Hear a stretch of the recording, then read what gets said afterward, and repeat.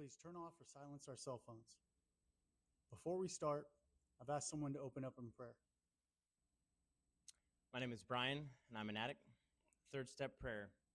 God, I offer myself to thee, to build with me and to do with me as thou wilt. Relieve me of the bondage of self, that I may better do thy will. Take away my difficulties, that victory over them may bear witness to those I would help to thy power, thy love, and thy way of life. May I do thy will always. Thank you. Smoking and vaping are allowed outside only. Bathrooms are located in the church. 21 Pathways is a faith over doubt based fellowship to help people navigate life's challenges, addictions, and struggles. 21 Pathways is community, and we do it together. The number 21 symbolizes two distinct paths converging into one. One path represents those in recovery, seeking spiritual guidance, and the other path is for those seeking to be equipped with the different successful steps we took in our recovery. Together, these paths will unite into one true pathway that leads to eternal salvation, healing, and redemption, the path to kingdom. Psalms 32:8. The Lord says, I will guide you along the best pathway for your life.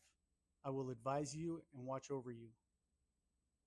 Our motto is, come as you are, leave changed. I've asked some volunteers to read the 12 Laws of Recovery, the Temptation from the Book of Matthew, and the 21 Pathways translation of the Beatitudes. Hi, I'm Mia Sanders, and this is the 12 Laws of Life Recovery. 1. Powerlessness will result in strength. 2. Humility will result in honor. 3. Connection will result in love. 4. Willingness will result in growth. 5. Sacrifice will result in fulfillment. 6. Faith will result in hope. 7. Surrender will result in victory. 8. Service will result in reward. 9. Forgiveness will result in freedom. 10. Confessions will result in healing. 11. Restitution will result in closure. And 12. Responsibility will result in security. My name is Quentin Canales, and I'm an addict, and today I'm going to read Matthew 4, the temptation of Jesus. Then Jesus was led by the Spirit into the wilderness to be tempted by the devil. After fasting for 40 days and 40 nights, he was hungry. The tempter came to him and said, If you are the Son of God, tell these stones to become bread. Jesus answered, It is written, Man shall not live on bread alone, but every word that comes from the mouth of God. Then the devil took him to the holy city and had him stand on the highest point of the temple. If you are the Son of God, he said, throw yourself down, for this is written. He will command his angels concerning you, and they will lift you up in their hands, so that you will not strike your foot against a stone. Jesus answered, It is also written, Do not put the Lord your God to the test. Again, the devil took him to a very high mountain and showed him all the kingdoms of the world in their splendor. All of this I will give you, he said, if you bow down and worship me. Jesus said to him, Away from me, Satan, for it is written, Worship the Lord your God and serve him only. Then the devil left him, and the angels came and attended him. Hi, I'm Rick Rock, and this is the 21 Pathways translation of the Beatitudes. Now, when the greatest teacher of all time saw the crowds, he went up to the mountainside and sat down. His students came to him, and he began to teach them. He said, Blessed are the underdogs, for they will have an unbelievable comeback story. Blessed are those who are sad, for they will be comforted. Blessed are the meek, the gentle, for they will inherit the earth. Blessed are those who hunger and thirst for righteousness, for they will be filled. Blessed are those who forgive, for they will be shown mercy. Blessed are the pure in heart, for they will be examples of goodness. Blessed are the peacemakers, for they will be called children of God. Blessed are those who are hated on for doing the right thing, for they will thrive. Blessed are you when people insult you, persecute you, and falsely say all kinds of evil against you because of your beliefs. Therefore rejoice, stand tall, because faithfulness is the reward. This is an open meeting at 21 Pathways. All crowds are welcome. In keeping up with our purpose, passion, and gratitude, we ask all who participate to confine their discussion to 3 to 4 minutes or less on the topic or scripture at hand. Brian will be running the clock. At 21, we recognize how every number has a name, every name has a story, and every story matters to God.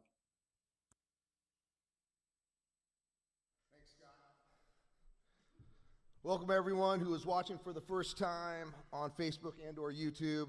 If we haven't met yet, my name is Brian Tagan and I am a recovering heroin addict. What's up? So if you're watching online, shout out to all the local recovery centers that support us and all the sober living homes that are plugged in. And if you're watching right now for the first time and you're tripping because you want help, you're struggling, and you're ready to make that change in your life, if you're looking for recovery in California, don't trip, we got you. What we're going to do right now is we're going to put up a slide. Touchstone Recovery Center, you know, their family at the top of their game. Contact them if you're struggling right now. Let them help you start your recovery journey.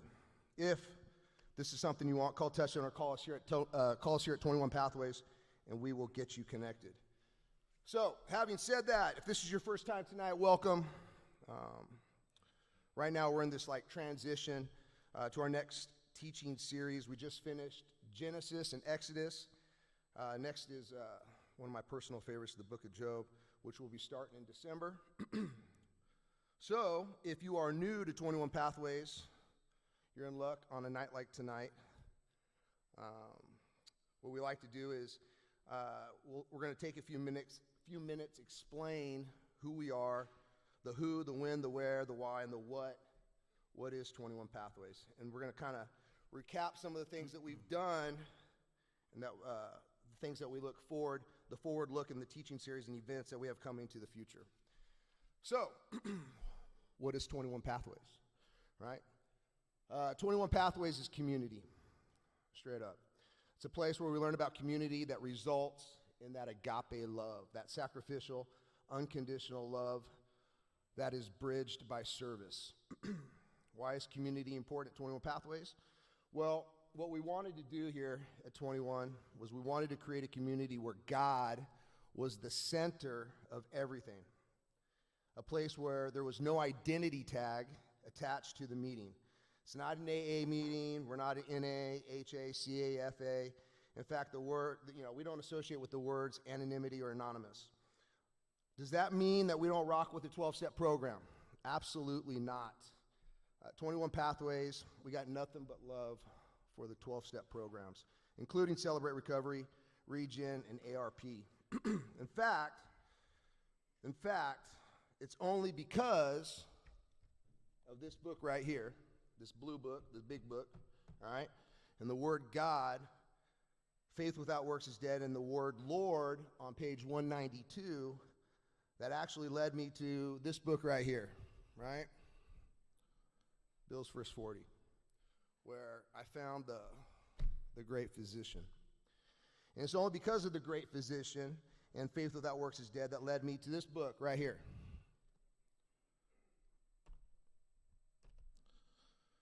"21 Pathways" is where people can come together as they are and leave with purpose, passion, gratitude, and connection.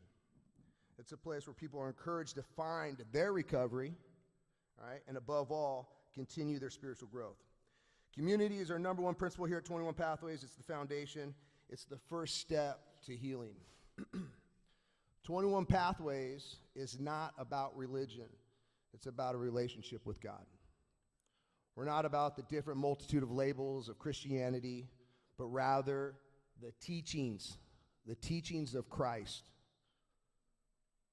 Again, we're about the teachings of Christ. In fact, now that 21 Pathways is operating as a 501c3 nonprofit, that is our only bylaw. It's our story, it's our word, it's our path, the path that we choose to walk correct. Speaking of the teachings of Christ, one of the things that we do here at 21 Pathways is we translate Scripture through our recovery. Like I said, we just went through Genesis and Exodus. For example, we talked about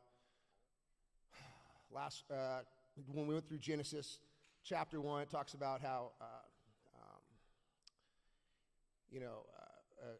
how God created the heavens, the earth.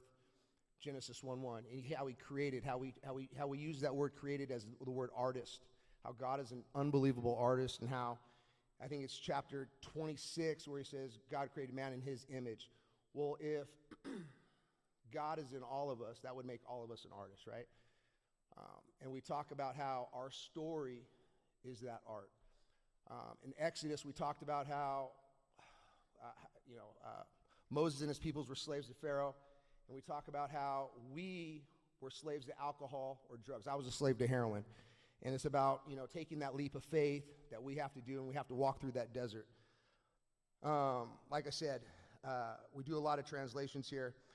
One of the ones that we got into in Matthew is when we went through the Beatitudes. Blessed are the poor in spirit, for the kingdom of heaven is theirs.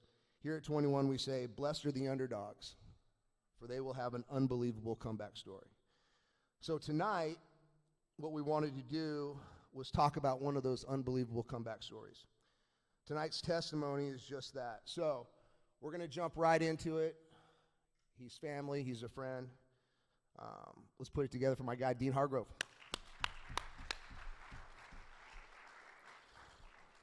So, Dean. Thank you, Brian. Yeah. Appreciate that. See how I put that together, comeback story? First of all, I just want to start off by saying thank you for giving me a platform to share my story and the work that I put in to change my life, not being a slave to the addiction anymore. And even though, some people might not think that I'm sober in a classical sense, because if I have a drink every once in a while, but it still doesn't take away from everything that I've changed in my life, my integrity, being reliable, and completely turning my life around. So I just want to say thank you for giving me the platform to share it. Absolutely, absolutely. Let's give it up for Dean, guys. Yeah? All right. So I want to start off, Dean, I want you to describe to everyone, right?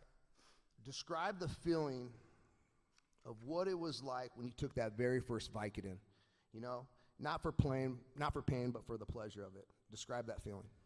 Well, the first time I did take a Vicodin, it was for pain.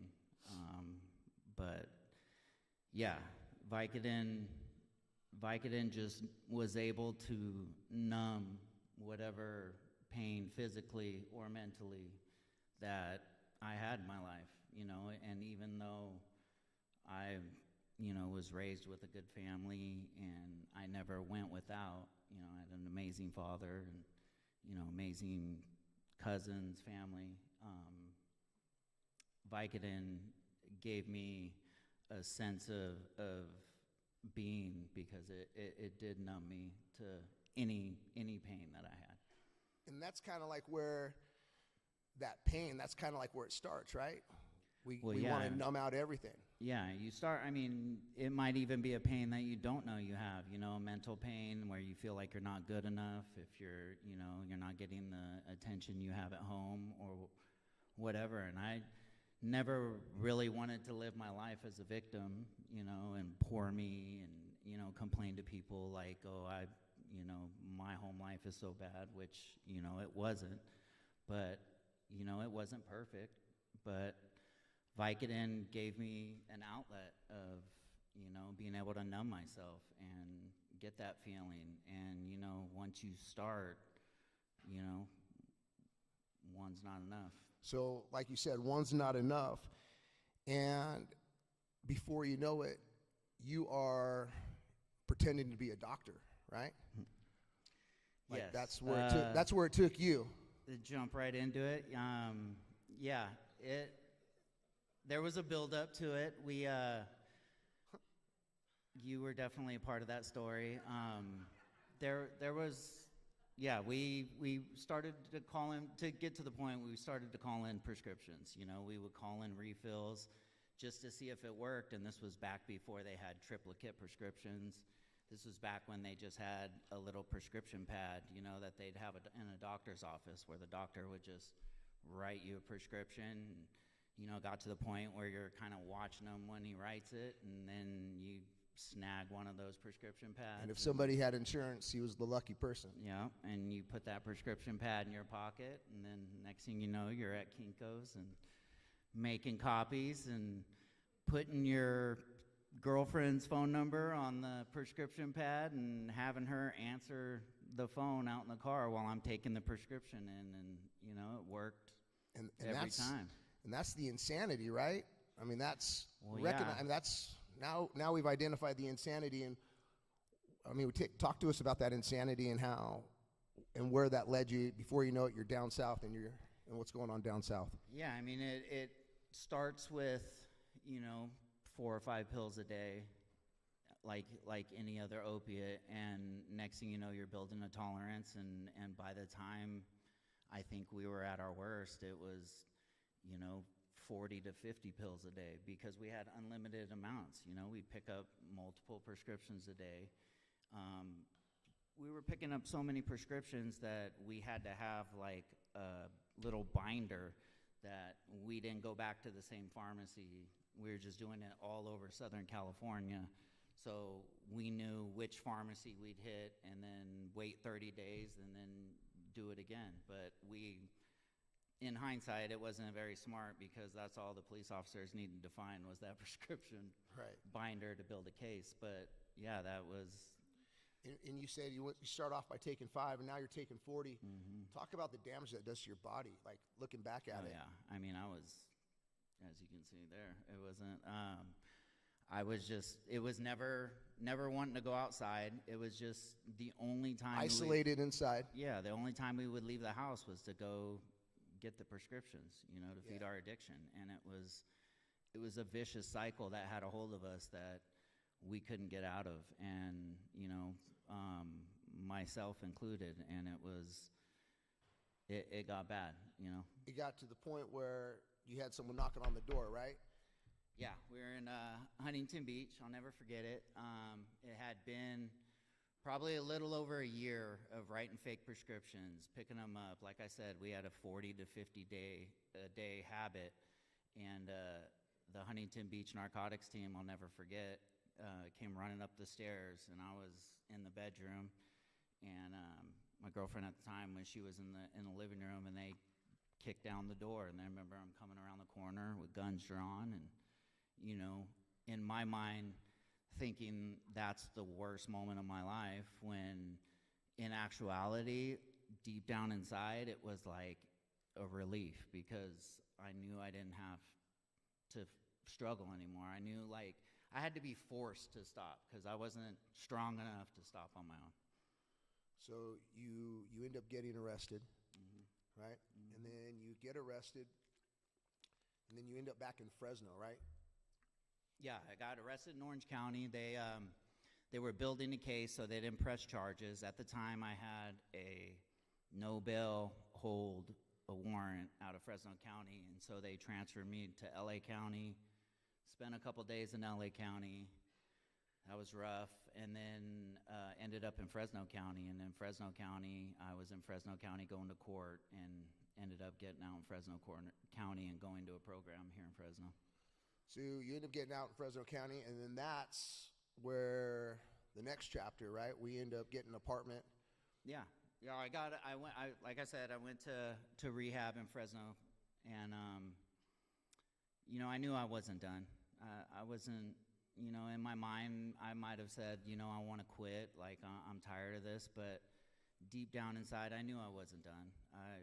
I didn't change anything. I was still lying. I was still hiding. I was still full of ego and, chasing that high. As soon as I got out, had a friend pick me up, and, we're out at the bar that night, the same night I got out of rehab. So Nothing changed. Nothing changed. Nothing changed. So same thing, right? Nothing changes. We get an apartment, and at the apartment, again, nothing changes. More chaos, the constant cycle. And explain to everyone how vicious that cycle is now, because now we're talking from the 40 Norcos to now we get introduced to Oxycontin. Yeah. So this is when, around the time Oxycontin started coming around, and that Oxycontin was a game changer. I mean, it was a whole new high that, like, now you're not having to take 4 or 5 pills. Now it's not your liver or your kidneys hurting so bad. It's, you take a little sliver of a pill and it gives you the same effect. And, you're picking up 80s and you're sucking the film off. You got stains all over your socks, all over your shirts, and I remember living in the apartment with you, and that was around the time it was oxys, and it was just snorting them, taking OxyContin that way, and then I remember everybody was snorting them, and then that was around the time I got introduced to the needle, and when I got introduced to the needle is when it completely changed everything. It went from somewhat being able to maintain to just being a full-blown heroin or OxyContin addict at the time, but doing something that I never in a million years would have thought I would have done. And I remember the doctors. The doctors were just slanging them out, right? Remember that? The doctors. Well, yeah, there were doctors around Fresno that were, writing prescriptions because, like I said, OxyContin was the big craze back then. Fentanyl suckers, like they had doctors around Fresno that I remember a doctor in particular that everybody used to go to. But again, it was just a transition. It went from the Vicodin and Norcos to OxyContin. And what were your relationships with people, your family, your friends?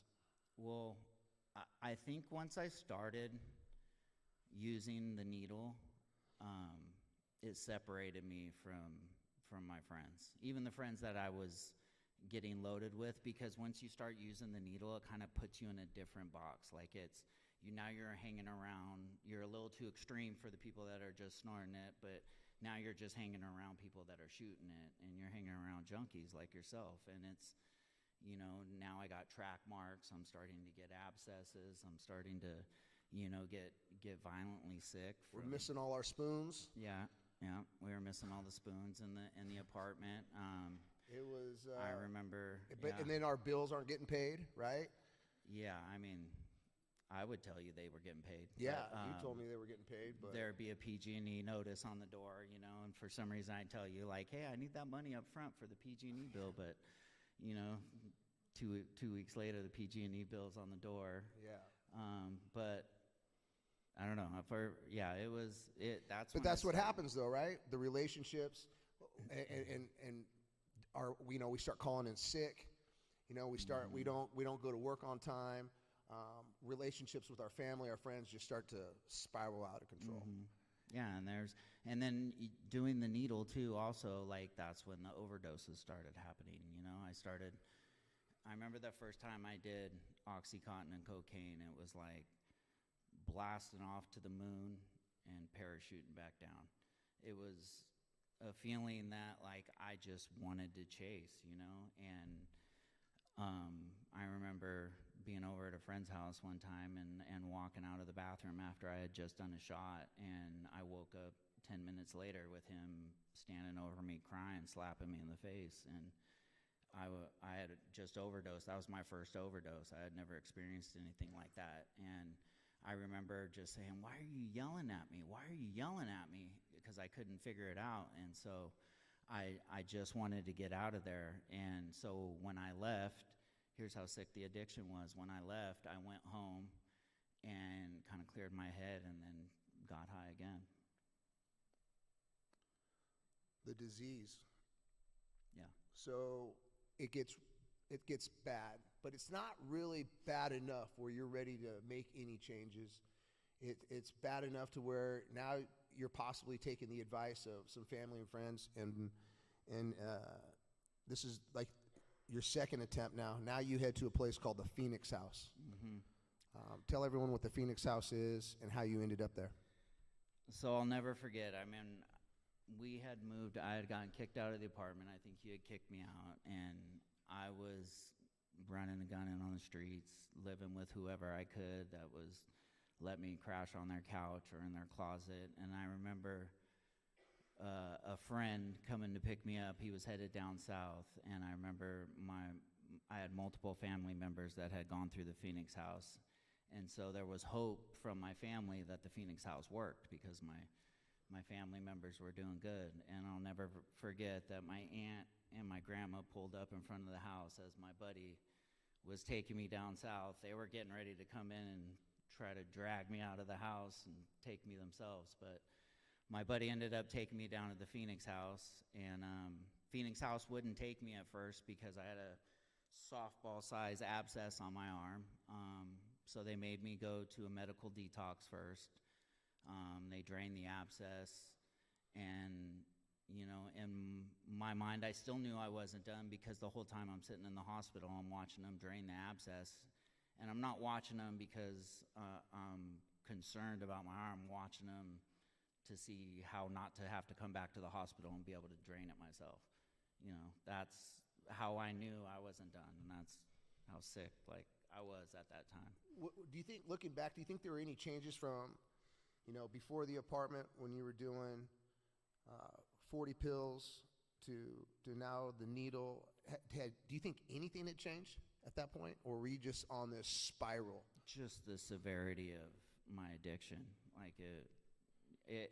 You start off with maybe some morals, and then by the time you're fully in it, everything goes out the windows. I mean, you're lying to family, you're stealing from family, you're stealing from friends, you've jeopardized every moral compass you've ever had just to feed your addiction.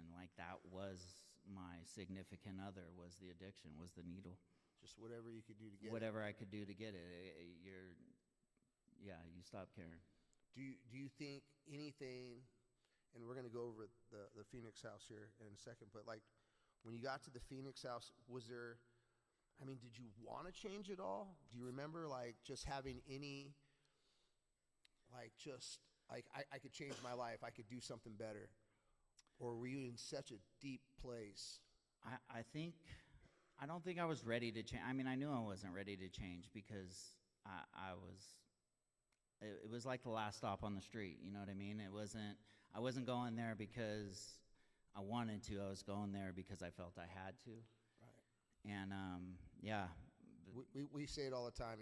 It has to be done voluntarily over obligation. Right? Yeah, there's different cases for, or different instances for every case. Sometimes it doesn't matter what gets you there. Sometimes people figure it out while they're there, but I just knew that I wasn't ready. I wasn't changing. I was still lying. I was still hiding. I was still sneaking around. I was still full of ego, I was still, trying to hook up with the next girl, or trying to hang out with the cool guys there. I was I just couldn't let my ego go. And I'll never forget, I was laying on the bunk at the Phoenix House. It had been probably 2 months, and was just starting to kind of come out of my fog. It was in the evening, and the counselor walked in and told me that she wanted to speak to me up in the front. So I started walking up there. I'm thinking, running through everything in my mind of, what'd you do? Who'd you, what'd you get caught doing? Who were you lying to? And I remember walking up there in this room that we would normally watch TV in, had both the doors closed on it, and that was never the case. It was always open. And I remember thinking that was weird. And I remember the counselor opened the door, and when I walked in, all my cousins were sitting in there. And all my cousins they're like siblings, Yeah. We grew up in a tight-knit family. My siblings or my cousins are my siblings. Yeah. And so I remember walking in that room, and 4 of my cousins are sitting in there, and I could just see it on their face. They were all crying, and I couldn't figure out why they were crying. I was running through everything in my head, and I just kept saying, "What's wrong? What's wrong? What happened?" And I don't think anybody had they didn't. It was hard for them to tell me, but I remember my cousin, who's actually here tonight, walking up, putting her arms around me, and that's when she told me that my dad passed. So Jill, right, tells you Yeah. Big Dean passes. Yeah, she came up, put her arms around me, told me my father passed.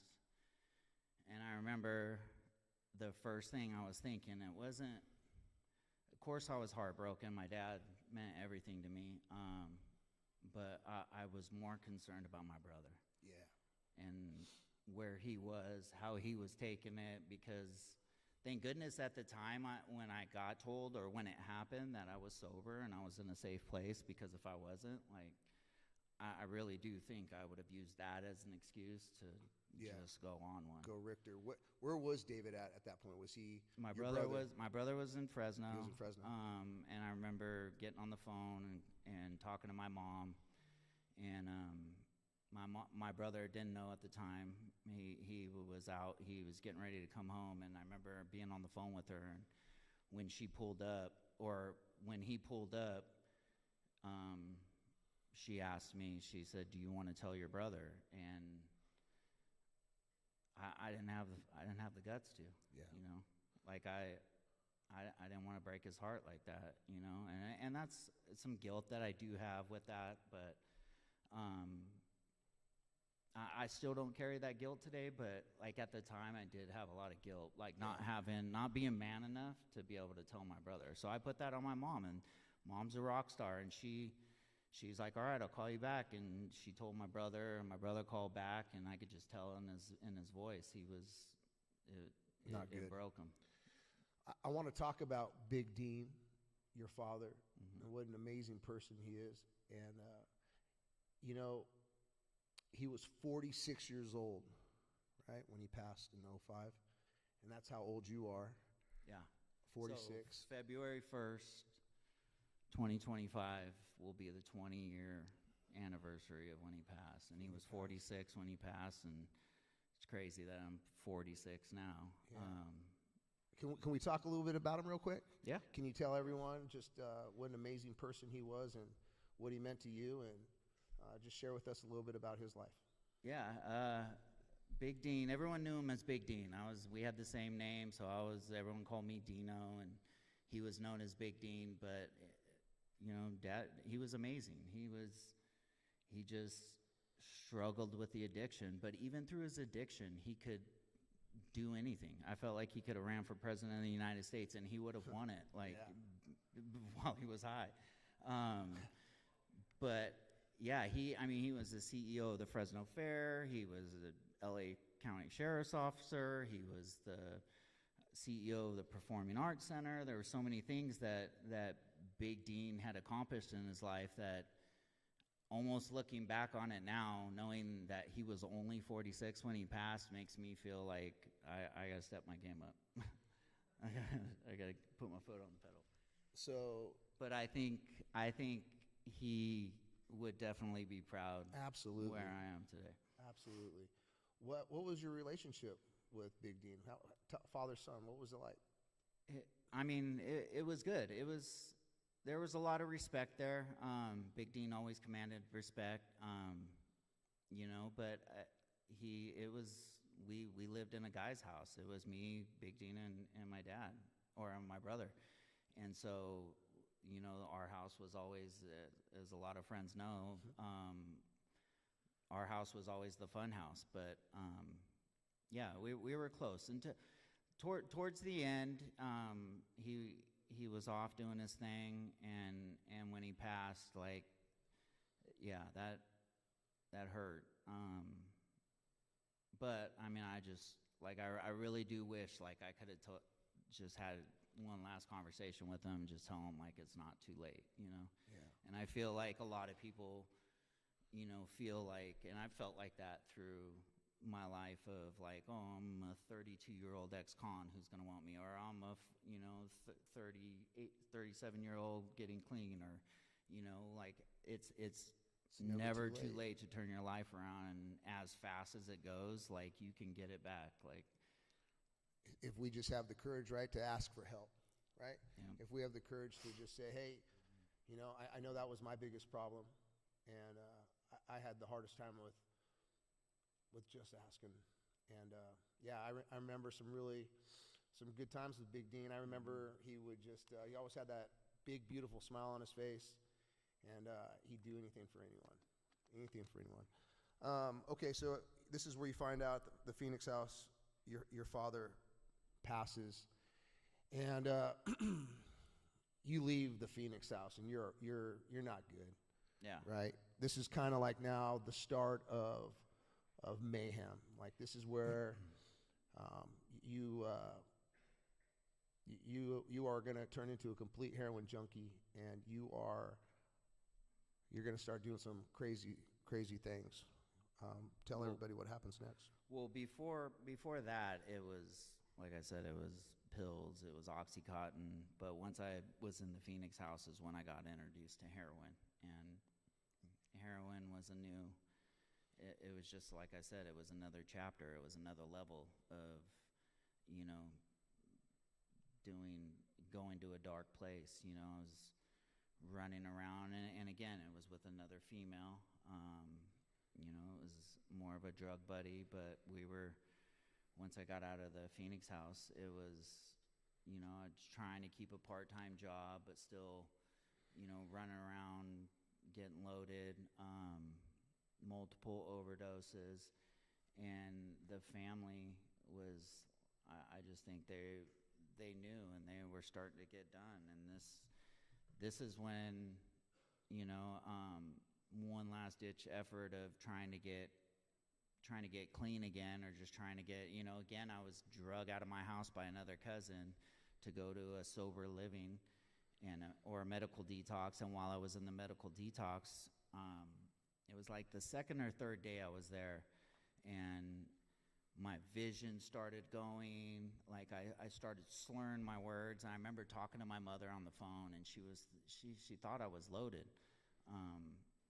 And I wasn't. I was taking Suboxone because it was like it was down in Orange County. It was a medical detox, but they couldn't figure out. I would drink a cup of water, and I felt like I was drowning. I was choking. And I remember them taking me to the hospital, and the hospital saying that I was just dehydrated. Well, the guy that was there with me, because they send you out with like a shadow, he was like, I've been watching him for the last 3 days. He's not dehydrated. Like, something's wrong with him. And I remember a doctor walking by. I'll never forget this. I was in Hoag Hospital. I remember a doctor walking by and saying, can I take a look at his chart? And he looked at my chart, and he stood me up, and he started doing an exam on me, like made me take off my gown, and he just saw abscesses all over my body, because I had been using needles for so long that I had collapsed all the veins on my arms, on my toes, on my legs, everywhere. And so the only way to get well is just to muscle it. And, you know, with muscling it became the abscesses. And I remember the doctor said, I know exactly what this is. And they called a rare infectious disease doctor in, and it ended up that I had botulism. At the time, I didn't even know what botulism was. I thought that only babies get botulism, you know. Yeah. But I remember all of my family, again, rallying around, you know. But at this time, my whole nervous system is shutting down. And, I stopped losing motor skills. I stopped being able to talk. Everything went except my hearing and my brain. So I could hear everything, and I could process it, but I couldn't talk. I couldn't open my eyes. And I'll never forget, I was laying in the bed in the ICU at Hoag Hospital, and the doctor, my mom asking the doctor, is he going to make it? And the doctor telling her, it's not looking good. You might want to make your amends now, or tell your son you love him. And they flew in the antidote from the CDC in Atlanta, and it's so serious, they like bring it in by armed guard, and they give you the antidote, and they put me in a medical coma. So I was in a medical coma for about a month, and was in the hospital for 57 days. Got down to 111 pounds. I had to learn how to walk again, talk, write, everything. It got bad. So you end up, it doesn't stop you, right? It's not going to stop. No, doing drugs or anything like that. The whole time I was in the hospital, I was doped up. Yeah. They were giving me pain meds, And like I said, I was in the hospital for 57 days. Once I got out, they had to wheel me out in a wheelchair. I couldn't even walk. Went back out to my parents, my mom and pops' house out in Palm Springs. And my mom, she's a rock star, changed my bandages every day on my abscesses, because what they had to do is they had to go in and cut out the abscesses and clean them out. And I had like open wounds on me, so she would like clean these scars and pack them and clean them every day for almost 8-9 months until I learned how to like kind of get it back on my feet again. But like you said, it didn't stop me. I wasn't ready. Stop you, because what happens next is, talk about insanity. You get in the cycle of heroin to the point where you're willing now to do whatever it takes to get the heroin, right? And now you're even willing to commit crimes. Tell everyone the crime that you committed. So I remember my stepdad coming and telling me that I had to leave. I'll never forget that. And I didn't put up a fight. I knew I was killing my mom. So I ended up going down to Orange County with another girl, another drug buddy, and was living on her couch and still trying to feed my addiction. And my whole family had stopped talking to me. Everybody had cut me off, I mean, besides my brother always came by. He would make it a point to, like try to bring my nephew by, even though he knew I wasn't doing good and he'd only spend a couple minutes there. But it was hard for him. But I was so bad in my addiction that I just didn't care about life anymore. I didn't care. I wasn't going to stop. Nothing was going to stop me going to rehab, nothing. And so I started robbing pharmacies. Started going in right when they'd open with a fake airsoft gun, not even a real gun, and just try to scare them like with coming in strong, and just grabbing the pills. But the last time I robbed a pharmacy, I almost got shot. There was a little Asian pharmacy, and a guy came out of the back room with a 12 gauge and almost shot me. And so I was like, oh, I'm done with robbing pharmacies. Oh, robbing banks sounds good. So I had a friend that was working at a bank and told me that, they physically can't stop you if you go in there with a note. So in my bright idea, I thought like, oh, if I just rob a bank with a note, like it's not a big deal. I don't have a weapon. And so that's what I did. I called my buddy to come pick me up. I asked him to use his car because I didn't have a car. This is how sick I was. I didn't have a car. I was going to use his car in a bank robbery. And so I called him to come pick me up. He comes, picks me up. He's like, where do you got to go? And I said, I want to go get something to eat at In-N-Out. And so he says, all right, I'll take you. So I'm trying to think on the fly. And I was like, well, I got to stop by Wells Fargo real quick because my grandma made a deposit and I need to pull some money out. And so we pull into the parking lot, and the way it's set up, Wells Fargo's right across the parking lot from In-N-Out. And so I go into the bank. I could barely stand. I'm on so much medication because I've been robbing these pharmacies.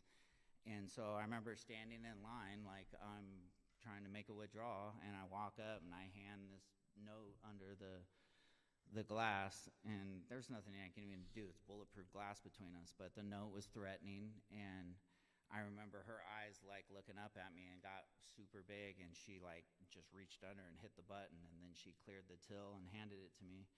So I walk out and I'm putting it all in my pockets, and I walk out in front of the bank like, oh my God, this worked. And I'm looking around and I don't see my friend. He's not in the parking lot. Well, what had happened is a spot opened up right in front of the Wells Fargo. So he pulled his car right in front of the Wells Fargo. So I walk out, I get in the car, and he's like, so we're going to In-N-Out. And I didn't want to tell him I robbed this bank, so I'm like, yep, we're going to In-N-Out. So we go get in line at In-N-Out, and the way the In-N-Out was, it like wraps around the backside, the drive-through. So we can hear the sirens, and by the time like we're up ordering at the speaker, I'm like looking back and I see cop cars come flying into the parking lot. Well, they're not thinking anyone's stupid enough to just go across a parking lot and go to In-N-Out, but clearly they underestimated me.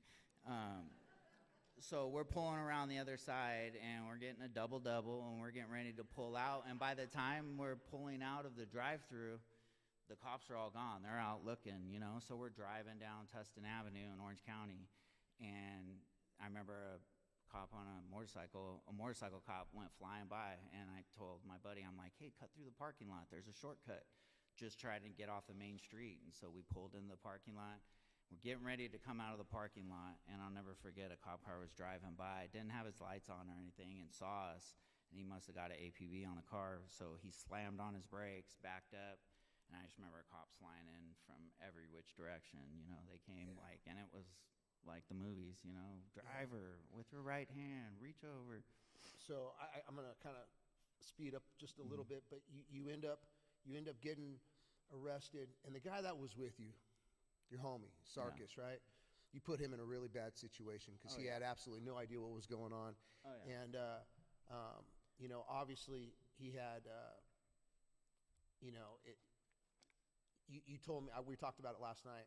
I said, have you ever had a chance to reach back out? And you said, yeah, and you finally got a chance to make that amends.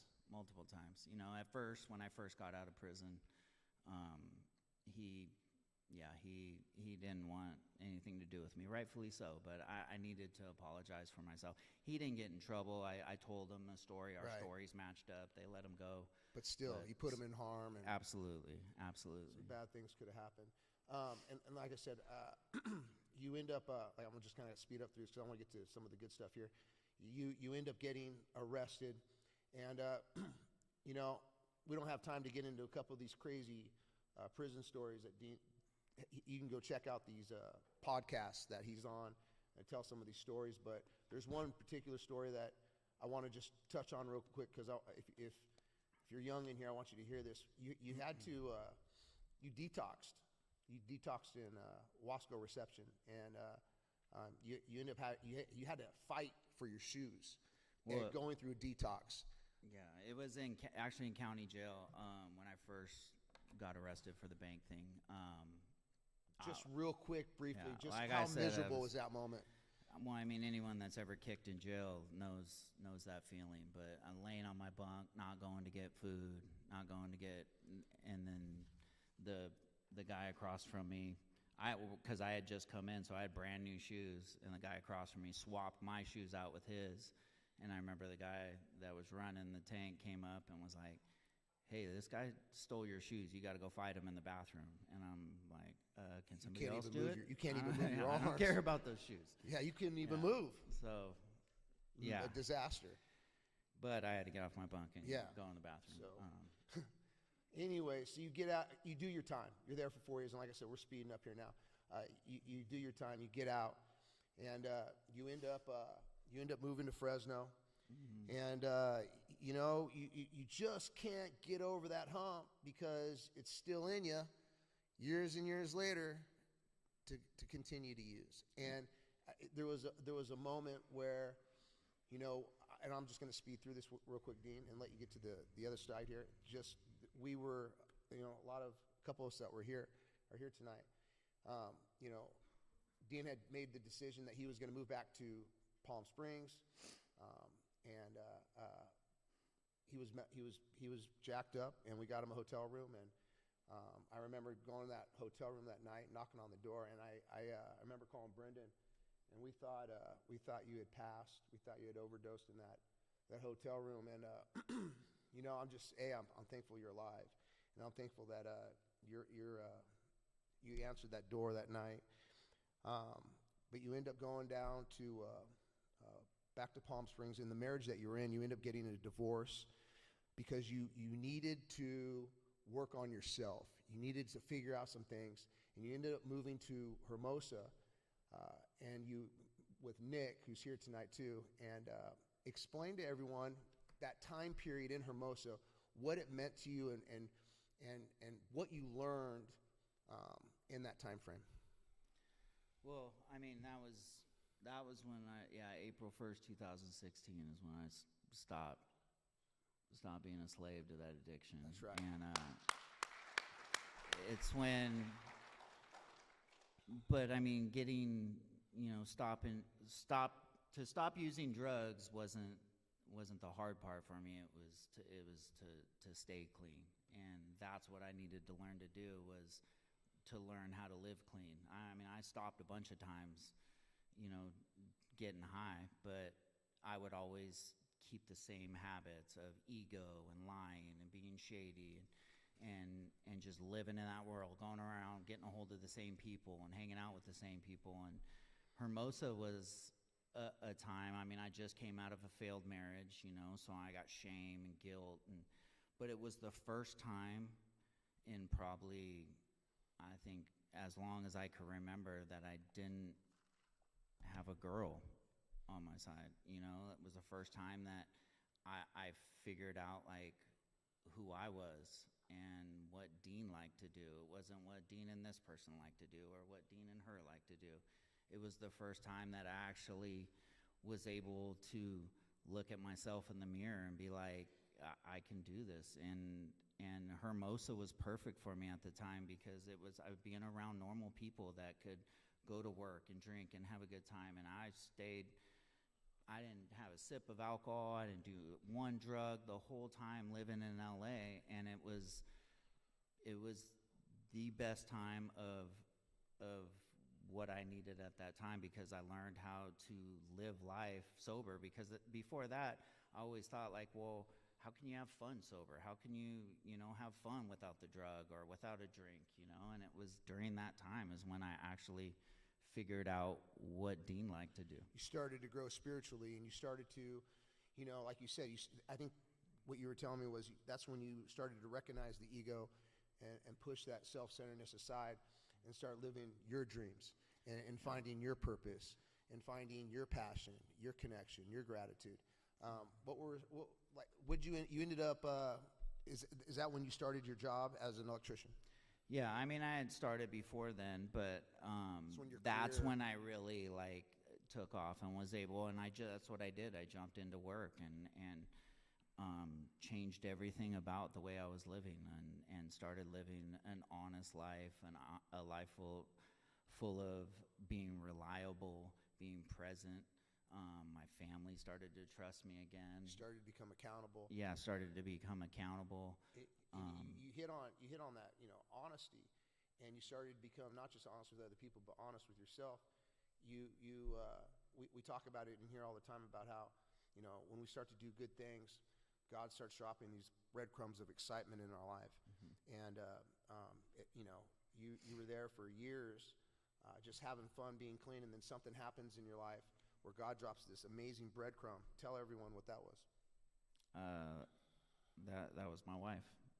That's when I met Ashley, but I felt like I wasn't good enough to meet her before then. It was like I needed to do work on myself and figure out who I was, and I felt like if I put in the work and wasn't trying to be a womanizer. I mean, because I was single at the time. I could have easily been dating and hooking up and doing all these things, but I didn't. I was hanging out with family and surrounding myself with good people and just being a man of moral compass. And I felt like by me doing all those things, God put the right person in my life, a person that I was worth being with. You know what I mean?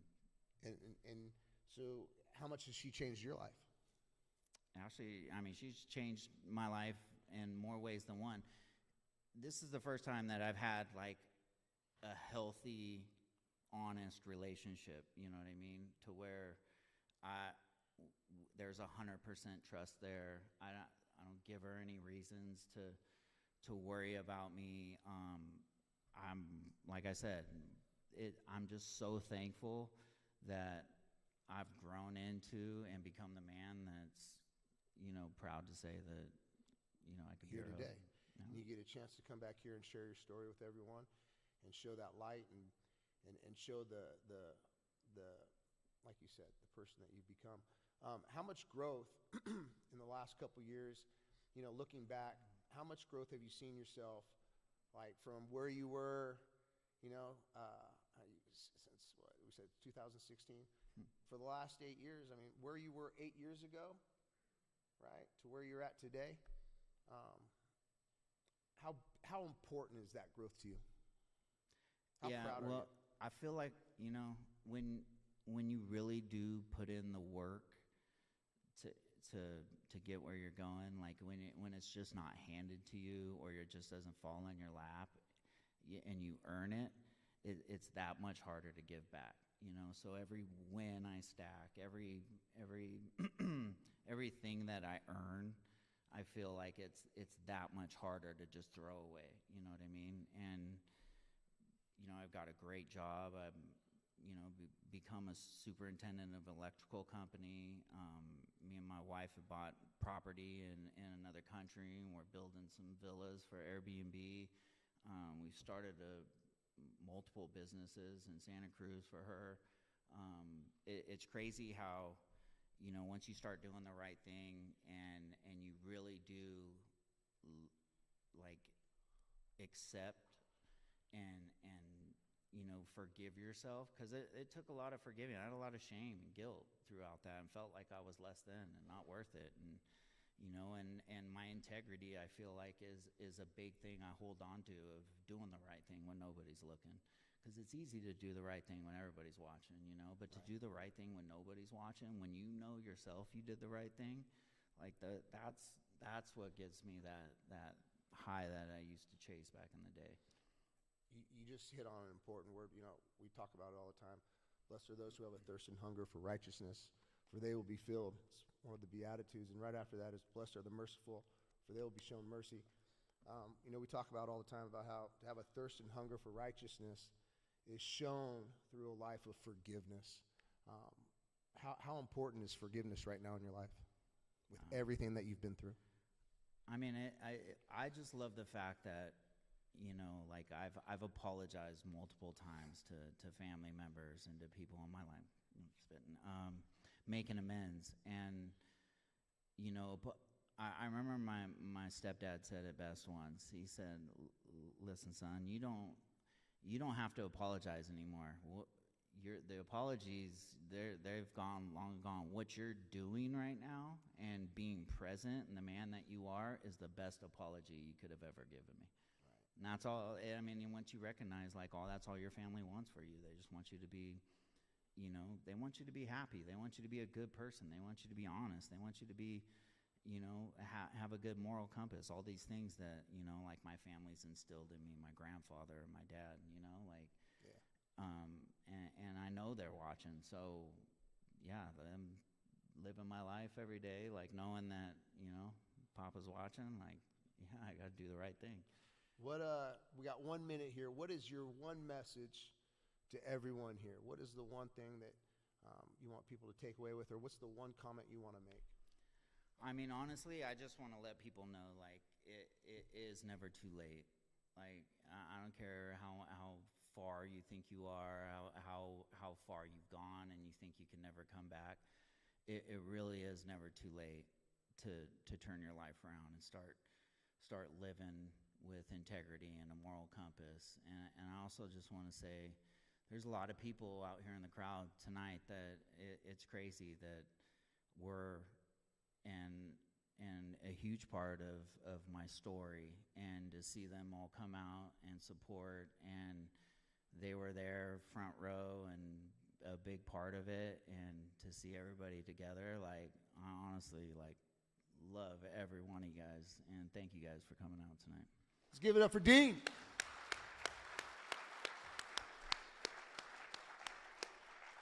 We're getting ready we're going to close up here in a second, but before I do, I have a good friend of mine. He's here. Greg, is Greg Sumi here? You want to come up here, Greg, real quick? Greg's running a program. He's with Liquid Fetish Tattoo Shop downtown. And, they put together this program, and I wanted to give him a real quick minute because I couldn't memorize all of it. But before we get out of here, I'm going to give him the mic real quick, and then what we'll do is we'll do walking together, we'll pray, and we'll get out of here. Yeah, hop on. I can't explain it. Go for it right there. How are you? All right. Yeah. Hello. So he gave me a nice introduction. Yeah. This is Shayna. So between the two of us, I own Liquid Fetish, it's a tattoo shop. she's with Belizimo. She owns Belizimo, which is a laser tattoo removal, and they're next to each other, so we have a nice little reciprocal. But just real quick, I'm just going to touch lightly on myself, which is going to kind of feed into the reason why that we decided to start Revive, which is a project that Belizimo is taking on. We have an event coming up. I'll let her share the details of that in a little bit, but some people might know me, some people might not. I grew up in Fresno. I'm a Northwest Fresno guy. And like many people that come on this stage, you get your bumps in life. I did together maybe upwards of 9 years in prison. The last time I did a decent stint, it was like 7 years.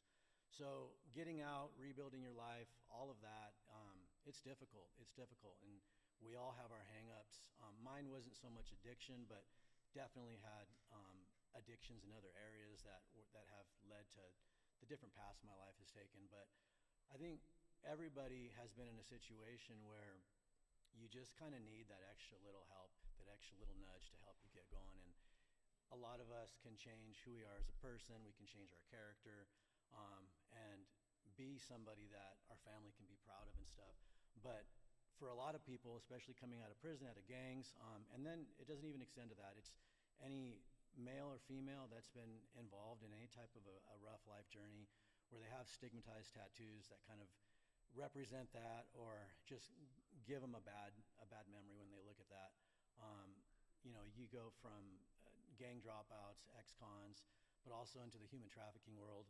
A lot of these women and kids, they get branded. They get branded with a tattoo, usually as a cartel related and stuff like that. And when they're able to get out of that lifestyle, that brand can be something that is, PTSD type situation. And those things can actually relapse people. They can just remind people of an ugly past that they don't want anything to do with. So for me, it's part of just kind of paying it forward and giving it back. So what we're going to do is we have a program where we're going to be offering free laser tattoo removal to anybody that has any of these tattoos that are, she'll go over like the parameters of what they are, but for the most part, just to help them move on in life, get employment.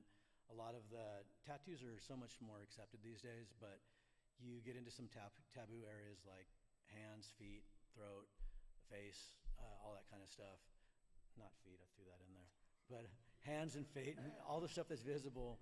But a lot of jobs are okay with some of that, but a lot of jobs aren't. Sometimes it's just an interview, and they might be somebody that they might be an establishment that's okay with tattoos, but the person that you're interviewing with is an owner, and it's an older person who they just it's a bad look. They don't like that. So a lot of closed doors can happen as a result of that. So that's what we're just trying to do, is help out and help people get that extra nudge and be able to move forward in life. So I'm going to turn it to Shayna, and she can explain kind of the details of this event we have coming up. Yeah, and when they're done, they're going to be right over there in the corner. So come say hi. Come say hi and come check them out and grab some. We have flyers and stuff. Some literature. Yeah, go for it. Oh, thank you. You have the This floor. is not my thing, so you guys just bear with me. We're actually offering no-cost laser tattoo removal for anybody that has gang or prison tattoos, victims of violent crimes, as well as face, neck, hand tattoos, just to help with employment. We're doing that December the 5th through the 7th, and it's 2 times, so it's 10 a.m. to 2 p.m. and then 5 to 7. It's a 3-day open house style event, so people just show up, and we have a short application process. And if you're approved, then we'll move right into a consultation, and then your first procedure or the person's first procedure for their tattoo removal. And then most tattoos, they're going to be anywhere from 5 to as many as 12 sessions to remove. So we'll end up booking the appointments for the rest of the removal, and all of those will also be free. For anybody that has more than one tattoo that they want removed, then we'll also be able to have that discussion there and have opportunities to get all of them removed and get you on your way, or whoever it is that you know that might benefit from that. So whether it's like anybody here, or whether it's a family member that you know, or just someone that you see struggling that might benefit from that, share what we're doing and let them know. So in the back we have flyers and stuff, so if anybody's interested in getting more information or just taking them with us or with them and saying hi to us, then you're welcome to. So thank you. Thanks, Greg. Thank you. Yeah, if you guys are interested, they'll be right over there. Kristen, you want to hit the walking together? We'll close out. Hi, I'm Alyssa Murphy, and this is Walking Together. In the story of temptation read earlier, we were given a blueprint for success. How do we bring light out of darkness? There is a solution. Jesus models what it looks like to bring order out of chaos.